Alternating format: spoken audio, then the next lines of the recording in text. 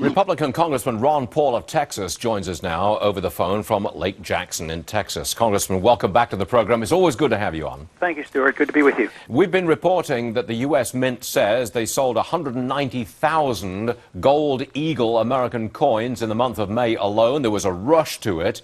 But I want to say to you, is that necessarily good news for the economy? Because no jobs are created when you're running your money into gold. Well, no, but when you spend TARP funds and the Fed creates $2 trillion and they spend it, they don't create jobs either. They sort of waste the money. But it is still good for people to save and preserve capital, and that's what I think people want to do. They're recognizing that the usual investments don't protect them, and they're trying to save capital. So they're trying to overcome this notion that capitalism is moved by the Fed creating credit out of thin air and getting consumers to spend money. So it's the market saying that you should save and preserve your capital for another day when you might take that and sell the gold or invest the gold or loan the gold or do something productive.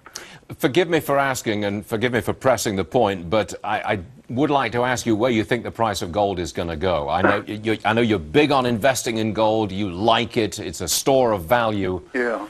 Would you give me a price a year from now or a month from now? Would you do that?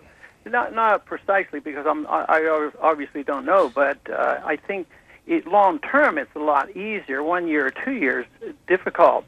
But, you know, I got interested when it was $35 an ounce, so the direction was upward, and it continues upwards. And when you think that when the Fed was created it was $20, now it's $1,200, so it's a good measurement. I don't buy gold coins as an investment. I do it to preserve my savings.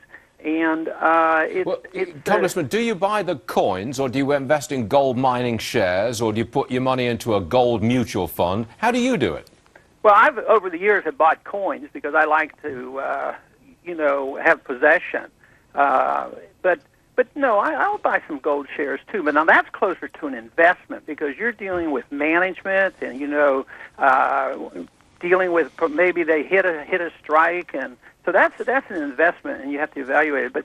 But coins and buying gold, I see it as not so much as buying gold and betting on the price of gold going up, but betting on our government ruining the value of our money. And so it really is a negative toward the dollar being a long-term hedge against higher prices because, what would you rather do? Would you put $10,000 of gold in a shoebox or $10,001 bills in a shoebox and wait for 5 years? I think you got me, Congressman. Nobody does that. I think you got me, sir. I got to tell you, by the way, that we had a coin dealer on the program this morning. He bought some gold with him, and I got to hold in my hand a 1 kilo bar. And Congressman Paul, it feels pretty good, I got to say. Yeah, there is a difference. Yes, sir. People, even a small child, I've noticed, if you show them, a fake coin or a piece of silver, a piece of gold, they notice the difference. There's something about real value that makes the difference. I like that bit about a shoebox full of dollar bills versus a shoebox with real gold coin.